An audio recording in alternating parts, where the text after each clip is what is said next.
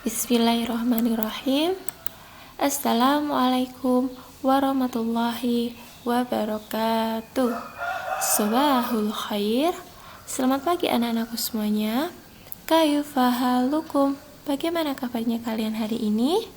Semoga sampai detik ini kita masih diberi oleh Allah Subhanahu wa taala nikmat Islam, nikmat iman, nikmat sehat jasmani dan rohani, sehingga kita bisa melaksanakan aktivitas hari ini dengan penuh semangat, yang tujuannya untuk mencapai ridho dari Allah Subhanahu wa taala. Anak-anakku semuanya, sudah bersyukurkah kalian hari ini?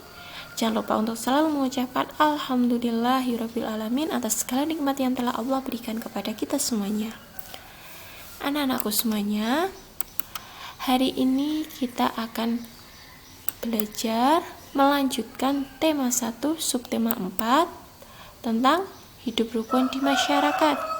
Sebelum belajar, kalian harus berdoa terlebih dahulu ya, agar apa yang kalian lakukan bisa mendapatkan pahala dari Allah Subhanahu wa taala, bisa bermanfaat untuk diri kalian dan untuk orang lain.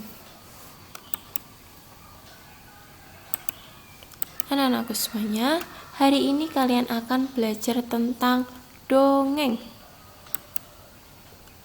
Apa itu dongeng? Dongeng adalah suatu karya sastra lama yang berisi cerita khayalan.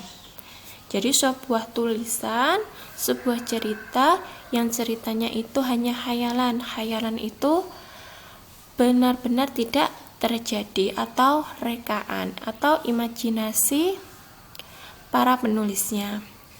Nah, di dalam dongeng ini ada yang namanya unsur intrinsik dongeng.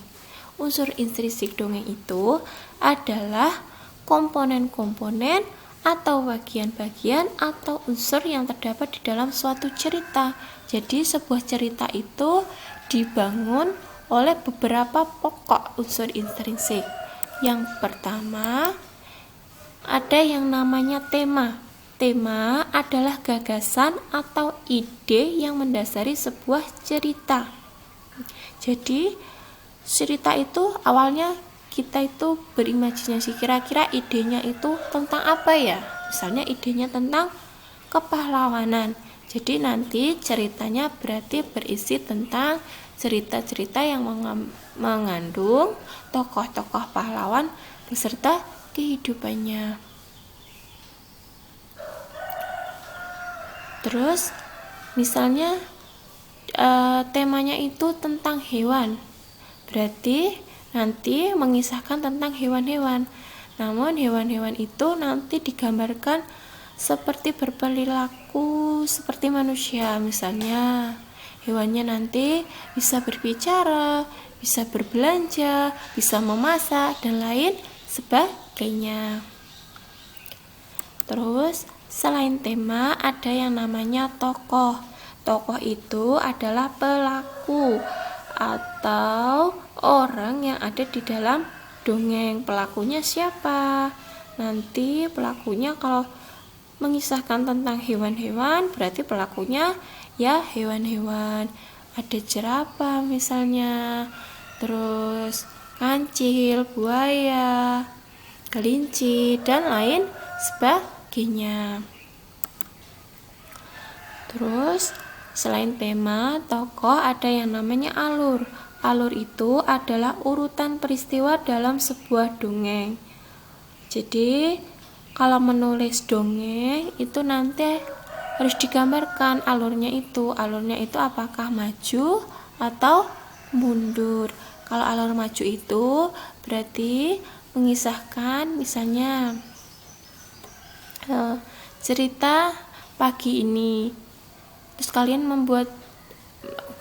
kalian menuliskan kisah hari ini. Berarti kalau alurnya maju diceritakan dari mulai bangun tidur, terus siang hari ngapain, sore hari ngapain, itu namanya alur maju. Kalau alur mundur itu berarti mengisahkan dari kisah sekarang, menceritakan kisah-kisah yang dahulu pernah kalian lakukan.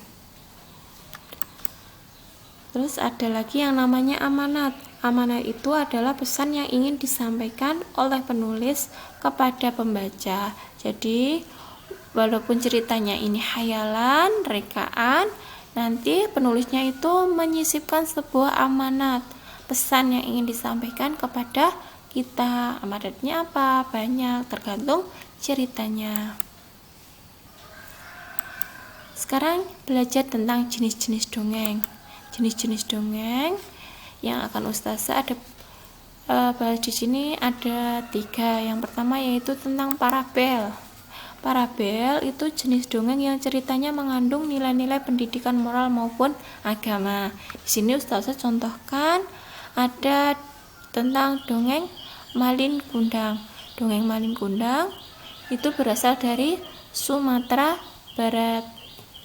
Nah, di sini ceritanya itu dulu Malin dan ibunya itu hidup di sebuah desa. Kerjaan Malin itu cuman mencari ikan atau sebagai nelayan di laut. Karena nasibnya itu tidak pernah berubah, miskin-miskin terus, akhirnya Malin itu meminta izin kepada ibunya untuk mengadu nasib di kota besar. Nah, sesampainya di kota besar, alhamdulillah nasibnya Malin itu menjadi baik. Dia menjadi seorang saudagar kaya. Dia juga memiliki istri yang sangat cantik. Suatu saat Malin itu kepikiran pengen mengunjungi kampungnya. Bagaimana ya kampungku, sudah mengalami kemajuan atau belum? Nah, Malin dan istrinya pergi ke tempatnya saat Malin masih kecil. Nah, di sana sesampainya di desanya itu, Malin membagikan harta-hartanya kepada penduduk-penduduk setempat. Nah, ada tetangganya yang melihat bahwa itu Malin. Dia pergi ke rumah ibu Malin, mengatakan kalau Malin sudah sampai di desanya, karena ibunya itu sangat kangen sama Malin. Karena sewaktu di kota, Malin itu tidak pernah memberikan kabar kepada ibunya. Jadi ibunya sangat merindukan. Ibunya dengan segera menuju ke tempat di mana Malin berada. Nah, sesampainya di sana, ibunya itu memeluk Malin, mengatakan, "Ini ibu, nak, apakah kamu tidak merindukan ibu?" Nah, Malin itu dulu pernah bercerita kepada istrinya kalau ibunya itu sudah meninggal, dia hanya hidup sebatang kara. Nah, karena melihat ibunya ini lusuh, pakaiannya compang-camping, tidak terurus, Malin tidak mau mengakui kalau dia adalah ibunya. Nah, ibunya merasa sakit hati atas perlakuan yang telah Malin lakukan kepada ibunya. Karena ibunya kesal, dia berdoa kepada Allah Subhanahu wa Ta'ala supaya dijadikan batu saja. Nah, saat itu ada petir dan badai. Jadilah Malin sebuah batu. Nah, anak-anakku semuanya, di sini ada pesan yang ingin disampaikan penulisnya. Pesannya apa? Kita sebagai anak tidak boleh durhaka kepada orang tua, terutama kepada ibu, karena ibu adalah seorang yang telah melahirkan kita, merawat kita, mengandung selama 9 bulan, dan pepatah mengatakan bahwa surga itu ada di telapak kaki ibu. Jadi anak-anakku semuanya, jangan lupa untuk selalu berbakti kepada orang tua ya. Oke, selain parabel ada yang namanya fabel. Fabel itu jenis dongeng yang menceritakan mengenai kehidupan hewan, di mana hewan-hewan tersebut dapat berperilaku seperti manusia. Di sini ada kisahnya, mana ini?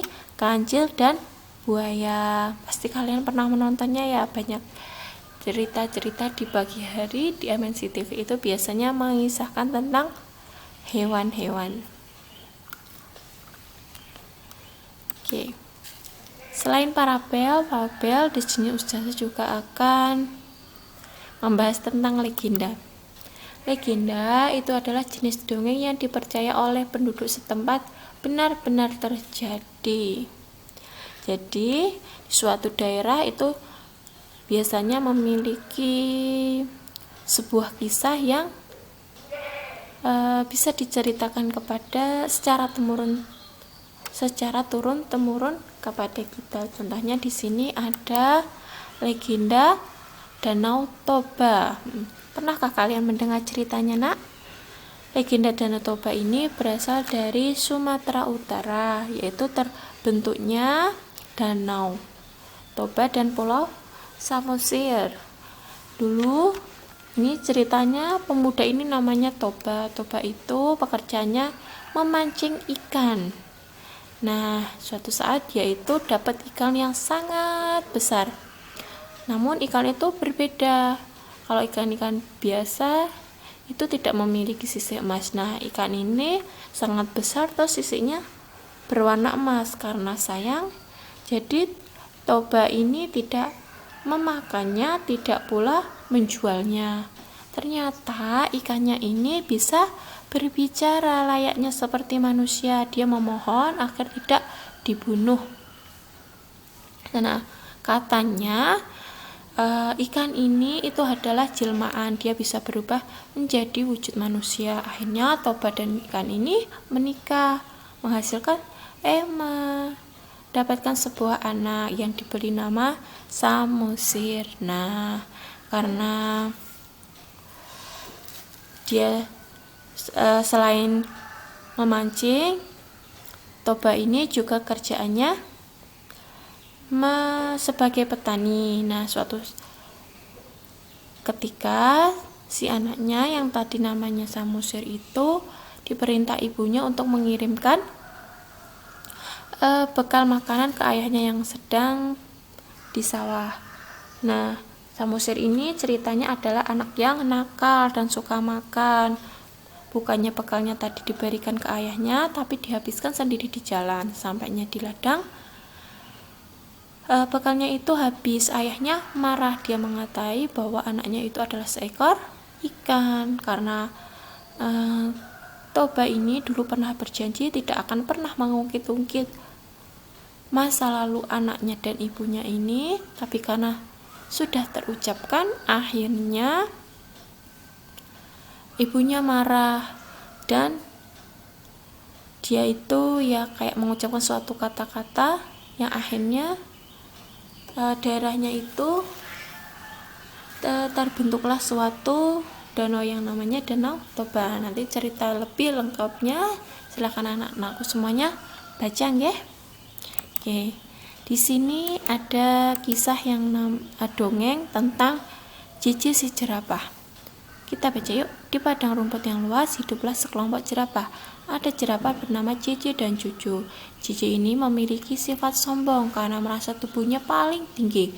Cucu bersifat baik hati, tubuhnya tidak terlalu tinggi. Pada suatu hari, kakek jerapah meminta tolong pada Cici dan Cucu. Kakek jerapah minta tolong diambilkan daun segar. Namun Cici menolak. Tidak mau, kek, saya sedang repot. Cucu dengan sekuat tenaga mengambil daun segar untuk kakek jerapah. Suatu hari, Cici mendapatkan kesulitan. Cici jatuh, kakinya terjepit bebatuan. Teman-teman hewan lain tidak tega melihat Cici kesulitan. Mereka menolong Cici. Akhirnya Cici sadar bahwa saling menolong antar teman itu penting. Jadi ini kisah mengisahkan tentang Cici. Cici itu memiliki sifat yang sombong, tidak mau menolong orang lain. Nah, suatu saat dia mengalami kesulitan. Namun walaupun Cici sombong, teman-temannya itu tidak pernah memiliki sifat balas dendam. Nah, walaupun Cici sombong, teman-temannya itu berusaha untuk menolong Cici. Nah, akhirnya Cici itu menyadari bahwa tolong menolong itu sangatlah penting. Jadi kita dalam hidup bermasyarakat jangan pernah merasa kita itu paling baik. Jangan merasa sombong kita bisa melakukannya sendiri, karena pada dasarnya kita itu tidak pernah bisa hidup sendiri dan selalu membutuhkan orang lain. Jadi orang-orang di sekitar kita itu sebaiknya kita bantu, kita sayangi ya nak ya. Oke, mungkin cukup sekian materi dari Ustazah. Selamat belajar. Mohon maaf bila ada kesalahan. Wassalamualaikum warahmatullahi wabarakatuh.